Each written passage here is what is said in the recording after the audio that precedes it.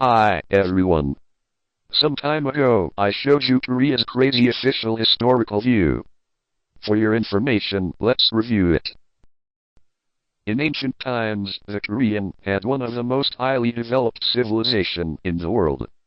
In contrast, the Japanese were terribly ignorant barbarians. They didn't know agriculture, didn't have houses, and even didn't wear clothes. One day, a batch of Koreans came to Japan and ruled and educated the Japanese. Then, the Japanese worshipped the Koreans as gods and built up their first ancient state under the lead of the Koreans. And then, the Korean continued teaching their advanced cultures and technologies to the Japanese barbarians from ancient times to early modern period. So, it's not too much to say that all Japanese cultures originated in Korea. If they were not the Korean, the Japanese would still remain barbarians. And this time, I'm going to knock down that terrible bullshit. But, before that, I have information I want you to know. That is, in the world, only Korea has such a crazy historical view. And, as for historical view about ancient Asia, there are not noticeable disagreements between Japan and China.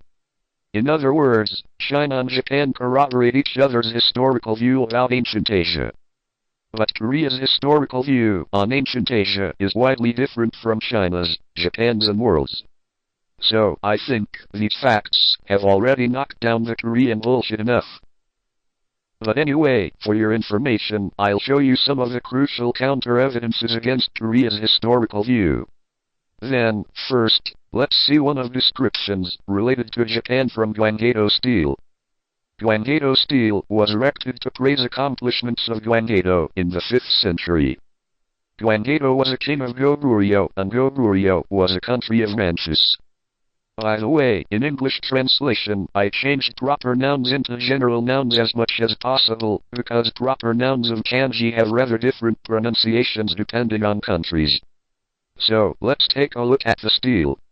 Originally, Shilla and Pakshe were subject states of Goguryeo, and they paid tribute to Goguryeo. But in 391 AD, Japan came across the sea and beat Pakshe and Shilla and made them subject states of Japan. Next, from the Book of Sui, the Chinese history book, which was compiled in the 7th century. Both Shilla and Pakshe regarded Japan as the great nation, which had many exceptional things. Additionally, the both nations worshipped Japan, and their messengers visited it constantly. Wow, it says the opposite to what Korea's textbooks say. Then, next, let's see the sentences related to Japan from Samguk Sagi. Samguk Sagi is a Korean history book written in the 12th century, the oldest history book in Korea. In 14 AD, the Japanese invaded Shilla's coast with about 100 battleships.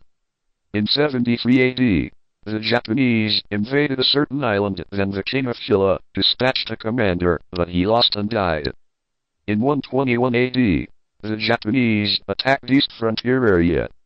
In 249 AD, the Japanese besieged Gyeongju, and a prince of Shilla was killed. Incidents of Japanese invasions, including above-mentioned things, appear about 30 times in the book. And except invasion events, there are also the following descriptions related to Japan. In 295 AD, the Shilla king said, "We are being bothered by frequent Japanese invasions. Let's attack Japan in alliance with Pakshe."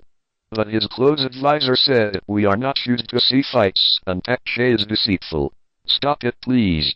Hearing that, the king relinquished the plan. In 345 AD, the Japanese king rejected establishment of diplomatic relations with Shilla by letter. In 397 AD, the king of Pakshe sent his son to Japan as a hostage.